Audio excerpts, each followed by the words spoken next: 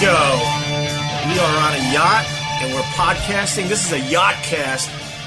We're with Matt Farah from Smoking Tire. What's up, Matt? Hello, guys. Welcome aboard. Thank you. The ride out here was very nice. You pretty much knocked 10-year-olds off their off their sailboats. Did you see that? There was a little sailing school that I almost gave them a little wake sandwich, but we avoided. And they turned out to be helpful. They reminded us that our fenders were still hanging over. Yeah, the bumpers were up. Yeah, you still had the bumpers up. So, Matt Farah is from Smoking Tire. Your YouTube channel is ridiculous. You're closing in on 1 million subscribers. We have been making YouTube videos for 10 years, so it's just been slow and steady over time. There's not been one aha. It's been just like a little, a creep. But I've been a fan of Opie and Anthony, and then Opie and Jimmy, and then Opie and Carlin, Vic, and Sherrod, and now whatever the fuck we're doing with this Zoom H6 on my boat. But hell, I thought you'd be impressed by this. Thank God I didn't bring the old equipment. I really wanted to see the old equipment. I saw it on your Instagram. It was awesome. The guys from Ubon made fun of me because I walked up to the barbecue fest in New York City with the old equipment in a CVS plastic bag. Oh, dude, they're like, who is this idiot that you brought with us? Did you look like a fucking cosplayer from Almost Famous? Exactly. His first job at Rolling Stone. Ben Fong Torres. And then we're killing it. Everyone's just telling stories, and the laughs were great. And then I had to stop the whole podcast and go, the equipment crapped out, so we're going to continue this from my phone. It actually went okay. I was like, oh, this is going to suck. But then I was like, I like the ingenuity. I like that you kept it going and committed. I panicked. I mean, it was too good to not do it. They were great people, those barbecue people. The barbecue episodes were really fun. The old guy telling old guy jokes was actually a really funny bit. It was there was good barbecue knowledge dropped in there as well. He called me like a week later. It's like, Carl, Gary. I said, hey, Gary. I heard when I wasn't there, you said that I was dead. Who said that? It was Pat Martin, right? No, I said. They're like, "Where's Gary?" I'm like, he died. Yeah. Oh, that's right. And then Pat Martin, I think it was. He goes shopping for a casket. Yeah, he's shopping for a casket. I'm like, wow, these guys don't play, man. Gnarly, wow. Usually, when you hear an old guy tell a joke or says, "I have a joke for you," you roll your eyes like, "Oh my god!" But he more than pulled it off in the car. He was like, "I'm gonna tell some jokes." I'm like, here we go. I know it's gonna suck. I mean, that's an art form that's long gone. Maybe it should be long gone, but you run into anyone that's in their upper 70s to early 80s. Yeah. They all have at least 10 or 12 jokes they could break out. The goat. But you fuck one goat. That was the one. At first I was eye rolling, and then he dropped the but you fuck one goat. I was like, oh shit, that's the joke. That's true. Yeah, go check out the barbecue episodes if you want to hear Old Man Gary telling some great old school jokes. But it's for me to like literally my entire adult life is like you in a studio. To see you like out and about sticking a Zoom handy recorder in people's faces and like making something out of that is like equal parts hilarious and like also very satisfying. Oh yeah, without a doubt, because people are like, why don't you get back in a studio? Oh yeah, I'm gonna pick a studio over being on a yacht in the middle of the Long Island Sound. Yeah, that's what I'm gonna do. This boat is so dope. It's freaking amazing. I do want to say, you got to describe your Smoking Tire YouTube channel and your whole brand for the people that don't know out there yet. So I make car videos on YouTube, basically. I do car reviews on YouTube. It's the Smoking Tire on YouTube. I do the Smoking Tire podcast. Fuck else do I do? All the social media stuff, but mainly... what's your angle on the whole car thing? So, I'm just a guy who likes cars. You know how, I'm sure you know how this is, like... When you have a personality on any type of broadcast personality, like people see something of themselves in that person, or they relate to whatever that person's like view is of the world, or in my case of cars. And so I was just a guy who like learned a lot about cars at a young age and like figured out how to drive them okay, and just kind of started making videos at the right time that people were looking for that sort of thing. And some people found me, and then some more people, and, now it's a thing. Right. What was your first car? My first car was a hand-me-down from my dad. It was a Lexus LS 400. Remember those? It wasn't really a... The Jew canoe. The Jew canoe. That's fucking great.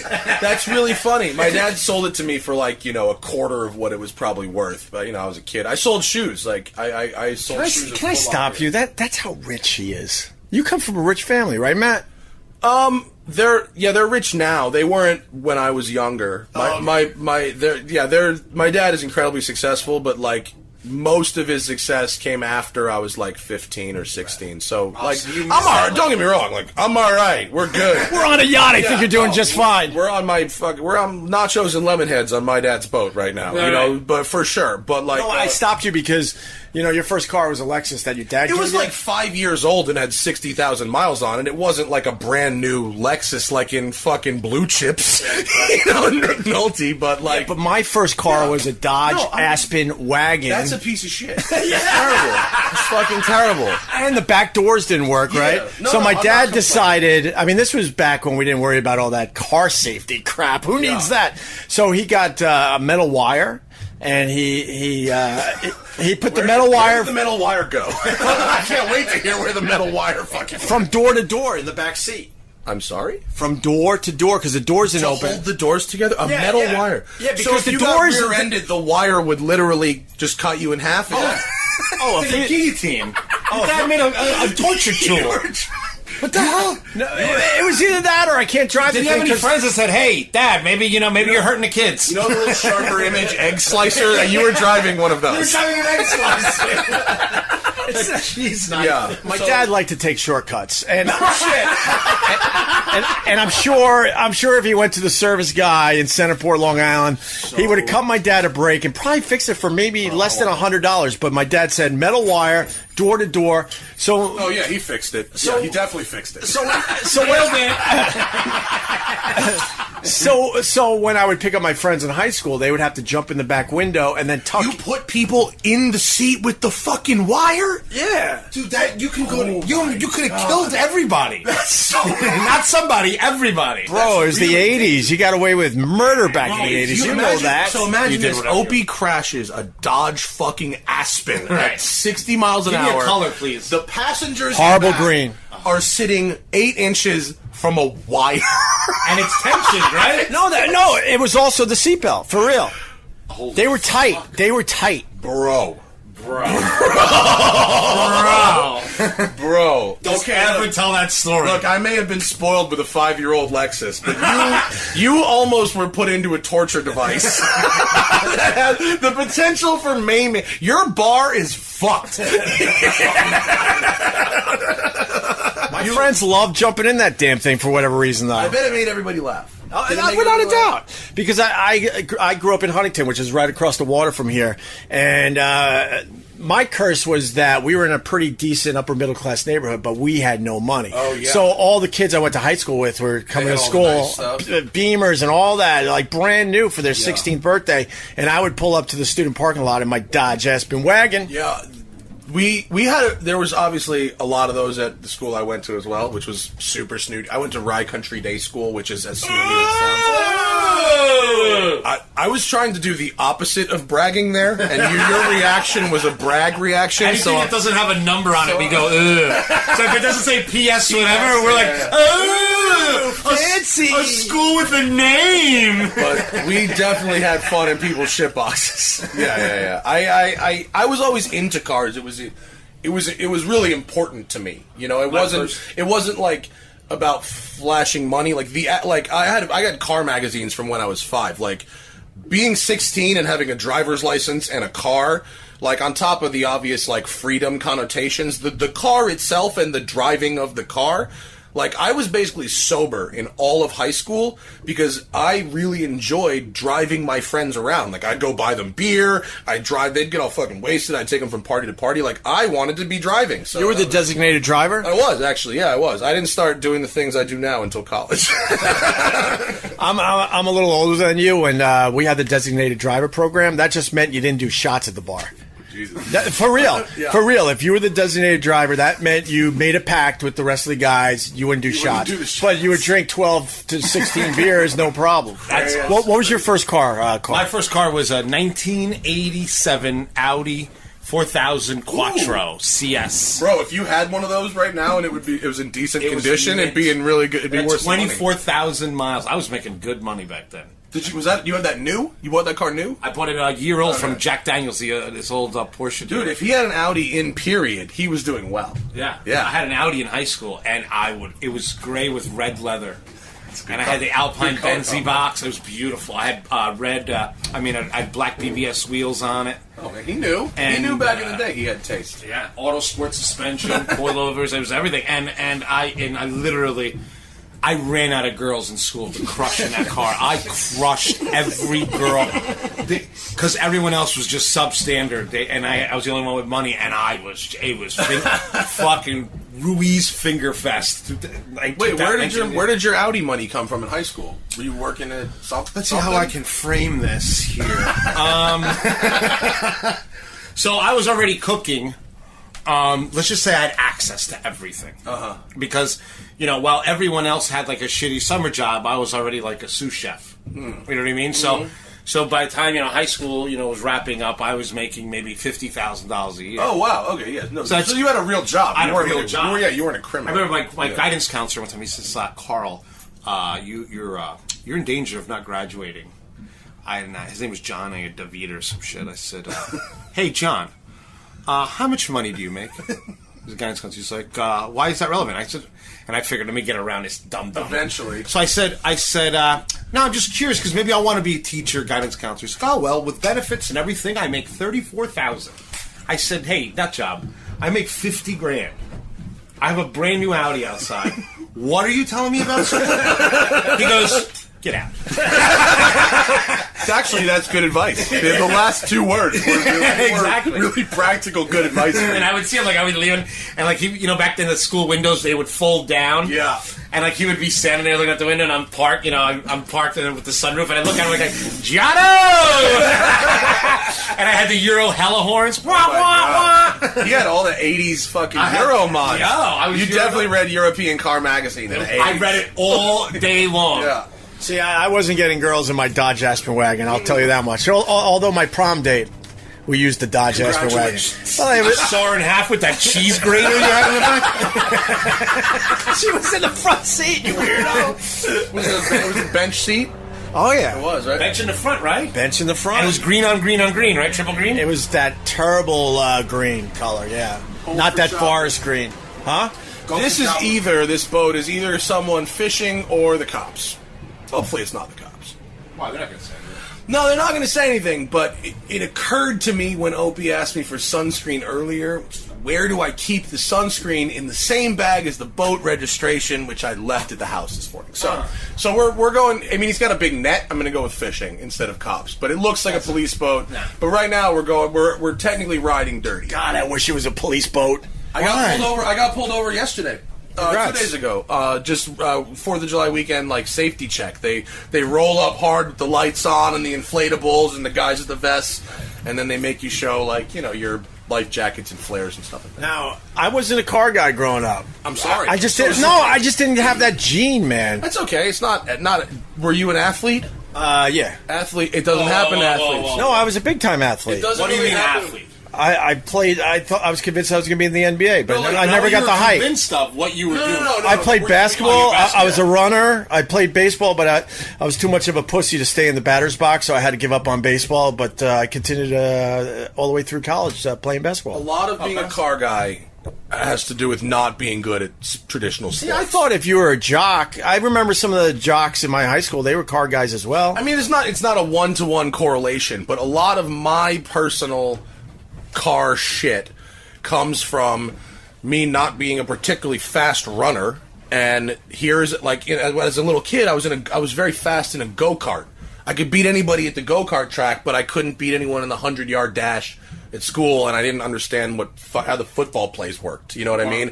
But racing shit made sense. So it's oh, okay, I don't need to be in the best shape, but if I have the best reaction times and if I have a good machine, I can be victorious at this. And so young Anakin Skywalker.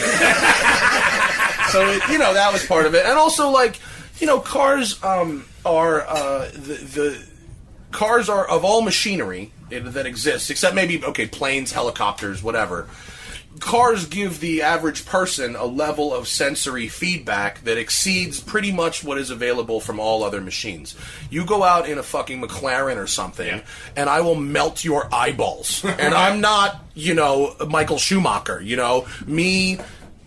decent club driver could scare the fuck out of a normal person in what a car can do today. And so a car, it looks a certain way, it sounds a certain way, it feels a certain way, you sit in it and you're enveloped in a certain way. It makes these noises when you do different things, and it has G-forces and smells, and literally, maybe with the exception of taste, every other sense you can get out of a car. I fully understand what you're saying, but I got to be the guy that says none of that excites me. Is that pathetic? Is that pathetic? I mean, have you ever had... I don't like your attitude about it. Have you ever had, like, a really great car experience? And I'm not talking about just, like, a road trip where the car itself was the experience, and, like, you ever ride in a race car with somebody or anything like that? No, nothing. I think we should try and find you, like, a great car experience and to give you a level of appreciation for it. I'll tell you, last summer I drove... I'll say it, and I don't know where this is going to go, but that's the beauty of this. I drove a Tesla, and I was fascinated by the Tesla and the technology of the whole thing. For people that aren't into cars, Teslas might as well be fucking spaceships. I mean, really, because they're so unlike whatever it is you drive. Your truck is nothing like a Tesla. You know what I mean? It's such an alien experience for most people. Those of us who are really into cars are used to having alien experiences of different kinds, and so we look for other things. But yeah, if you're not a car person, a Tesla will feel like everything else is completely outdated and stupid. But the self-driving features, I was just completely amazed by that. I'm like, what? They're horseshit. Don't use the term self-driving. It's not a real term. So what you're looking at, I'm sorry, I don't mean to it's terminology when you talk about semi-autonomous features is like really, really, really important. Confusing terminology convinces people to buy cars for features that aren't real. So, like, Tesla has a feature called autopilot, right? And autopilot is really an advanced cruise control system. It will keep you going a certain speed or match the speed of the car in front of you, and in instances where roads are well marked, it will keep you in your lane. It won't make any decisions for you. It won't navigate you. You're in control. And in fact, you still have to put your hands on the wheel. It's like every 60 seconds or something like that. But the term autopilot, to me, is intentionally confusing because it makes you think it's doing some shit that it's not doing. So I was driving one for about a little over a week last summer, okay? So when I brought my young family with me and said, watch what this car could do as we were heading toward a curve, and I decided at that moment to turn around and talk to my kids in the back seat, I probably shouldn't have done that. I wouldn't recommend that. The math is only okay on a situation like I was that. amazed by it. I understand what you're saying. There's no denying that it's cool, but I think the biggest problem to these types of technology is they're in a real gray area right now. And in general, consumer confidence over what they can do versus what they can actually do, the people think they can do. But don't you think they'll figure it out and they'll designate a few highways or roads where they know damn well it's way safer? I believe that eventually, urban areas and special lanes will be designated for autonomous. But we're talking a long time. We're not talking, possibly not even our lifetime. My mind was blown though because your brain doesn't register what's about to happen. Yeah. And there was a car slowing down in front of me. I wasn't ready to test this thing. I was in self-driving or whatever, autopilot mode. Yeah. And I'm like, all right, time to test what this thing could do. So I just let go of everything as the car in front of me was slowing down and making a right turn. Car slowed down so smoothly to a perfect distance. Yeah. That car turned to the right, and then the Tesla took off again to highway, not highway speed. It was a town road, so it was 30 miles an hour. No, and my mind was like... The biggest issue with technologies like that is someone's ability to develop overconfidence in them. That experience will be just like that most of the time, right up until it's not. And the problem is, when it's not, you have to be ready. And because it's been so good so much of the time, You might be fucking watching Harry Potter on your phone. You know what I mean? You might be reading a book. You might be turning around to talk to your kids the second that system decides, I don't know what the fuck is going on right now. So yeah, but to stop you there for a second, so we drive the Long Island Expressway a lot. We're in the HOV lane as everyone is crawling along, right? And we not a game, but me and my wife will have this discussion. I'm like, all right, look at all the other cars. I don't want to exaggerate, but let's say every fifth, sixth car, they're checking their Facebook on the Long Island Expressway. So my thought is, if you could have some of these features in there, it's better than not having them. No, don't enable the fucking addicts, bro. Don't enable the addicts. Because they're going to assume I'm now good, I could really check my Facebook. Yeah. Yes. They're going to say, I'm not too tired, this car will handle it. I'm not too drunk, this car will handle it. I can have this conversation, this car will handle it. I can climb in the trunk and get something, the car will handle it.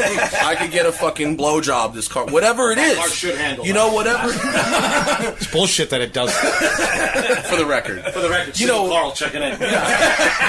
Whatever it is, the where are you going? The cigarette. He'll be in shouting distance. I love the podcast and everything, but look at me. My wife took everything. I'm going to enjoy all the teak wood I can. Let's go outside with Carl. Yeah, you're hand holding for. Oh, that's right. That thing's got a battery. I love the shirt you chose for the yacht today. I love it when you call me Big Papa. That was the hypnotized video that was on a boat, right? Yeah, the hypnotized video. Okay, yeah, there you go. Although, if you were to describe this boat, when people ask me to describe this boat, I think it looks like Rodney Dangerfield's boat from Caddyshack. I wish I could do the horn. Yeah. And thank you for the bagels and the lox this morning. My God, was that good? Shout out to Lenny's Bagels, Rye Brook, New York. Lenny's! I paid full price, but they're good. Let me tell you, it's very satisfying to me when someone knows what type of bagel to buy, what kind of cream cheese, what kind of the lox he got was right. He didn't go with the belly. I mean, it's just so nice when someone does it. Because I'm always disappointed. I'm listening to you. When other people buy food for me, I'm listening to you guys, but as you talk, there's fish jumping right off the back of the boat. Throw a pole in. You want me to hold it, and you can throw a pole? Nah, your own shot. No, because I want to make sure Don't worry, Matt. I can operate that device. No, you don't know how to operate anything. No, he's only got 1 million followers. Whatever. That's the same rig I use when I do cars. Oh, nice. Yeah. No, so to finish the Tesla thing, and the self-driving cars, because I'm fascinated by technology in general, and I'm also really frustrated by technology because the government and just society in general slows everything the fuck down. It seems like if you got this technology with the self-driving cars, it's like, let's get it going and really try to make this shit work. I agree with you in most of the stuff, but I disagree with self-driving cars. It's so bad. Like, it doesn't do it. I've been in them. It gets confused really easy. I've spent a lot of time in them. They're not there yet, but when you offer someone this gray middle ground, the driver gets so complacent. So complacent. Right. Even the people, like, what was the accident that happened recently? There was an actual... there's Teslas and cars with like semi-autonomous cruise. Opie's sweating because he's seeing fish. They'll be there. Bro. Have you seen him? He's gone. I know. He's gone. So look, I want to focus and get this podcast done. Then we're gonna go fish. Oh my God, you're gonna both do this. Okay, man, I'm fucking tired. I don't get Carl. Funny joke. Okay, man. Right. There's this company. Oh, that's weird. This podcast is 17 minutes long. Go ahead. There's a company called Waymo. It's owned by Google, and they're testing actual autonomous cars, right? And they've got all the shit on the roof, the sensors, and they have a human monitoring them, in theory. Well, one just crashed in Arizona, and there was a fatality, and they found out later that the person whose job it was to monitor this car was streaming fucking Netflix on her phone. Like, at the time of the crash. Like, and that's her whole job is to watch this car. And even she was confident enough to stream a movie on her phone. Well, there you go. Fair enough, it's Arizona. That's like West Coast Florida. Well, shit. Well, there you go. Well, then what about... True. I mean, we can move on, but what about Pittsburgh, where they actually got self-driving cars tooling around the city a little bit, and then you got community homes in Florida, they're using them a bit, so it gives these people if a you chance... have confined, semi-controlled environments, like, so if Google wants to build a little city, in Arizona that... by all accounts, like the fucking Truman Show. Right. You know what I mean? Build the Truman Show city and let some self-driving cars run around. But, like, the problem is, sooner or later you need to test these things in large areas and with big groups of people. I think the terminology that sells them gives consumers more confidence than they should have in those. So the article, that's the problem. So the article I read where they're talking about in our lifetime, it's going to be all self-driving cars, and you're going to use like sort of an Uber app.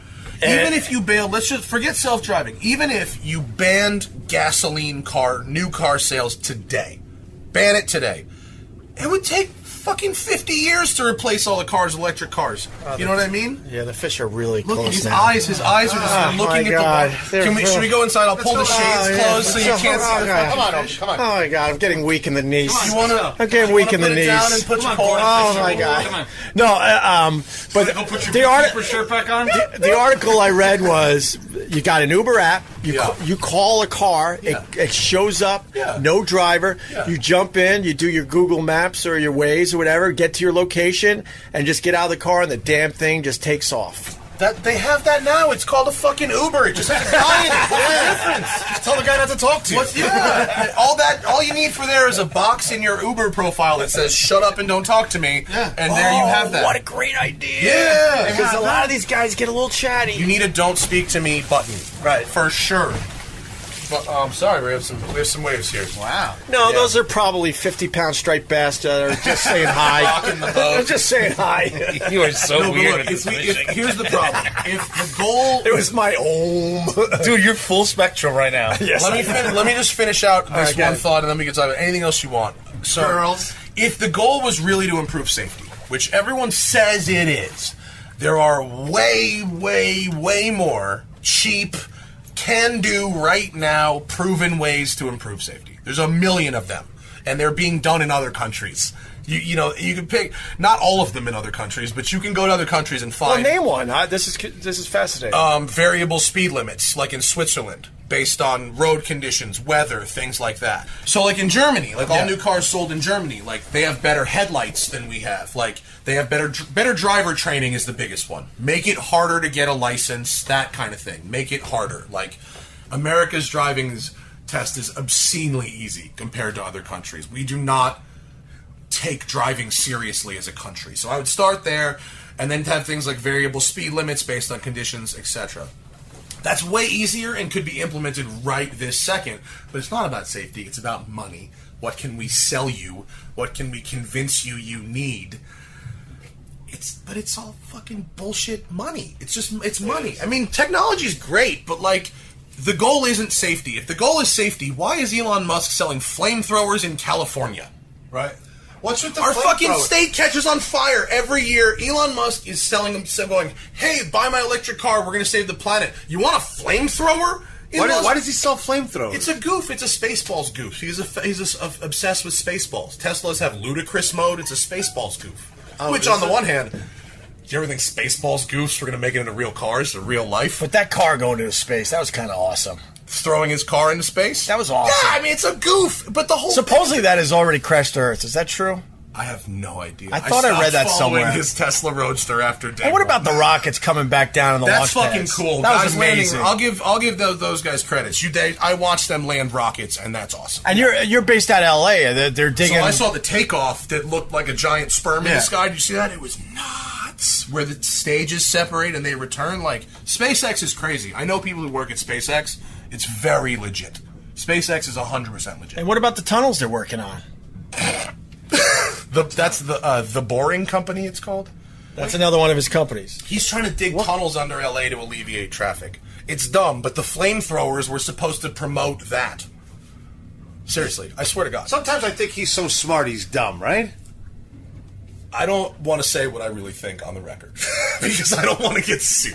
Yeah, he's got more money than he knows what to do with. Opie told me it's a Ponzi scheme. Oh my God! I did not. Oh my God! Oh my God! Oh my God! That's a joke, people. No, there's all kinds. Wow, your phone is going nuts. Yeah. There's all kinds of stories, good and bad. The bottom line is the technology is pretty cool.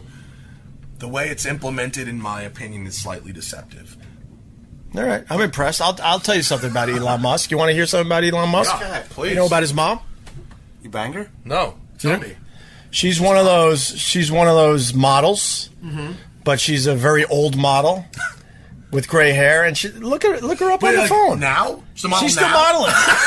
She's one of those way past her prime models, and she gets on all the covers ads and stuff. No, she's a legit model, and I think she's in her 70s. Good for her. I started watching gray hair porn. South African women are very hot. The Dutch influence. Yeah. Dutch girls, smoke shows. Hot. Dutch girls. Although I don't have a lot of trust for white guys who left South Africa in '94. Do you? Wait, you've been watching grandma porn lately? I just kind of came up on my feed. I guess Google's trying to figure it out. The algorithm where I was headed. You might also like. I figured at that moment in time you needed some chicken soup. Oh, I like older chicks. So do you. You're in love with your shrink. She's like 60. Oh, do you have a Dr. Melfi situation? Yeah, he has a Dr. Melfi situation. How fortunate for you. You better not catch a fish while I'm podcasting. Jesus. Sorry. He says good luck. Fucking Opie talks. You don't talk shit on someone else's boat. These are the rules. It's a rule. I got my own rules. You gotta They're buy fishing. your own boat. You want to talk shit on. They're fishing 100 feet from us. Tomorrow. You're going back to Long Island. They definitely don't Opie. If I'm that size boat.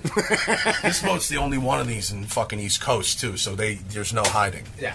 They built 5 of these. I was just kidding. Why are they going away? Because you're fucking screaming like a crazy. You're screaming and scaring all the fish. Get your beekeeper's outfit on. Because we're on the Stugats out here. So we start fucking.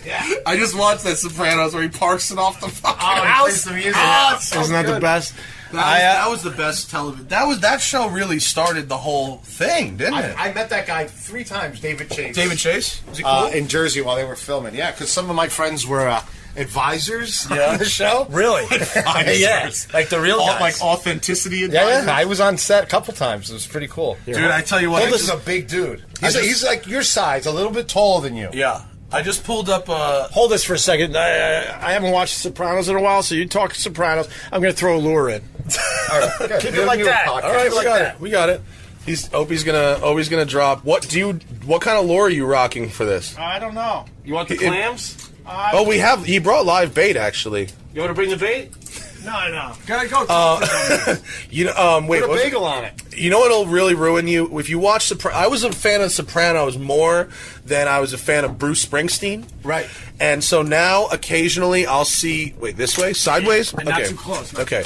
So now I'll see like a music video with like Steven Van Zandt singing and shit, and I go, "This is just not right." Yeah, it's weird. I right? go, "Why is Silvio singing this corny shit?" But you know what? It's funny. That's the only part I didn't like about Sopranos. Was Silvio? Was Silvio. I thought he was the only over the top guy. I didn't know him in any other way. No, just the way his mannerisms were like extra mobby. Yeah, real mobsters usually. You know what's funny? Mobsters in real life, they try to look like waspy, but they just don't know how to do it. So they'll have like a Vineyard Vines fleece on, but with filas. You know what I mean? They just don't get it. The one mobster I really knew well actually wore the tracksuits. He really was into the tracksuits. I just ordered the new. You want to see the display? Go ahead. No, the other way. The other way. This way? No. Straight at Jesus each other. fucking Christ! What a mess this This is some fragile podcasting. Why do we let this fucking guy bring this stupid fishing pole? You call that a cast? He's figured it out. I mean, this is right in my fucking Opie's cornea. retirement business here is really going well. He's figured out how to have someone else hold the rig. Do you know that he was like, Opie, you can tell when Opie doesn't want to do something or he's trying to find a way. So he would call me a couple times and he's like, "So are we going to do this Matt thing on the boat?" And I'm like, "Yeah, bro. I told you we're doing it and we're going to do it." I was super excited to have you guys out here. Then you text us, "Bring your fishing pole." Next thing you know, this dude's here at 6 o'clock in the morning. Yeah, you're all. I'm a morning person. Really, he's looking at the tide schedules for the fucking fishing. You're not a morning person. Guy who does radio for fucking 30 years wants to get up early. Fuck that. So what you're going to do this annoying casting the whole time? Wait, Opie, can we for a second? Can you just tell me, as a fan of the show for such a long time, you interviewed me for a while. Yeah, what is? No, seriously, I want to. What is it like to know Patrice O'Neal in person? To have known Patrice O'Neal in person. He was the most honest and the funniest person I ever met in my entire life, and he's one of the only people that scared the living shit out of me. In what way? He was so big and so intimidating. But if you could get Patrice O'Neal to laugh, you knew you made it. Yeah. I saw him perform by accident once about 3 months before he died in the Hard Rock Seminole. I happened to be there, and he happened to be performing. And he did one of the greatest stand-up sets I've ever seen in my life. It was the material for, like, Elephant in the Room, I think he was doing. Yeah. And I routinely listen to that over and over. It's one of the funniest stand-up routines of all time. His take on life in general was second to none. And people will be quoting Patrice O'Neal for 10, 20, 30 years from now. I quoted him before. I quoted him earlier. Saying again? The mailroom hoe that thinks they're a CEO because they've been there for a month. I quote that all the time. I think he got that material from doing our radio show. Trust me. Well, we had a lot of people that came through that thought their shit didn't stink and started out as interns and were wondering, when am I getting my fucking radio show? How he had like such a. I mean, he was able to take such like a balanced view on like so many things. I always thought like he was so good at seeing the other side of every issue. Yeah, his logic was unbelievable. Ridiculous. I feel like that's where like radio funny really comes from. What do you mean? The logic is where the radio funny comes from, as opposed to like stand-up funny. I don't know. Maybe I don't know anything either. No. Well, with stand-up, it's all about, joke. Yeah. If you go, I forgot what the formula was, but if people aren't laughing for 30 seconds, then you're not doing your job on a stage. Don't quote me on that, but it's something like that.